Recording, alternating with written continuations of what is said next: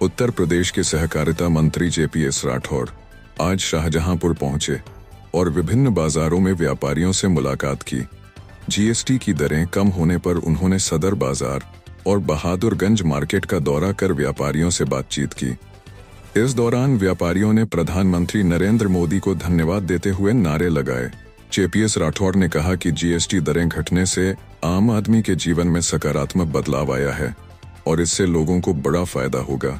बरेली उपद्रव को लेकर पूछे गए सवाल पर मंत्री ने कहा कि पिछली सरकारों के समय दंगे कई दिनों तक चलते थे, लेकिन योगी सरकार में कानून व्यवस्था सख्त है और दंगाइयों व उपद्रवियों को किसी भी कीमत पर बख्शा नहीं जाएगा।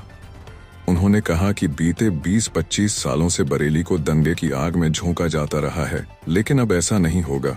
GST में भारी कटौती हुई है, सरकार किस तरीके से आम आदमी को साथ में कितना बदलाव आम आदमी को इस GST के घटने से देश के सभी 100 करोड़ लोगों को फायदा हो रहा है और हर वर्ग को कुछ न कुछ राहत दी जा रही है। आप देखेंगे कि बच्चों की जो नोटबुक थी और कॉपियां थी, इरेजर पेंसिल थी, इस पर भी GST लगता था।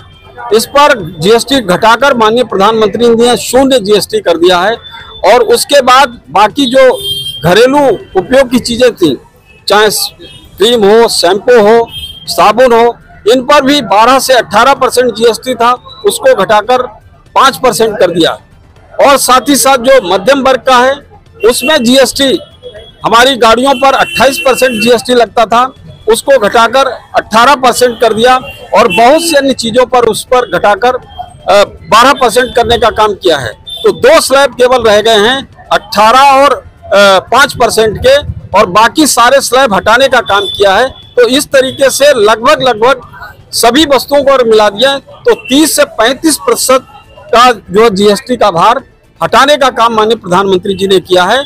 और मैं कहना चाहता हूं देश की जनता को कि माननीय प्रधानमंत्री जी ने जिस तरह से दिवाली पे एक बहुत बड़ा तोहफा इनकम टैक्स को घटाकर किया था, उसी तरीके होली पर एक तोहफा दिया था इनकम टैक्स को घटाकर, उसी तरीके से दिवाली पर एक तोहफा उन्होंने GST को कम करके दिया है।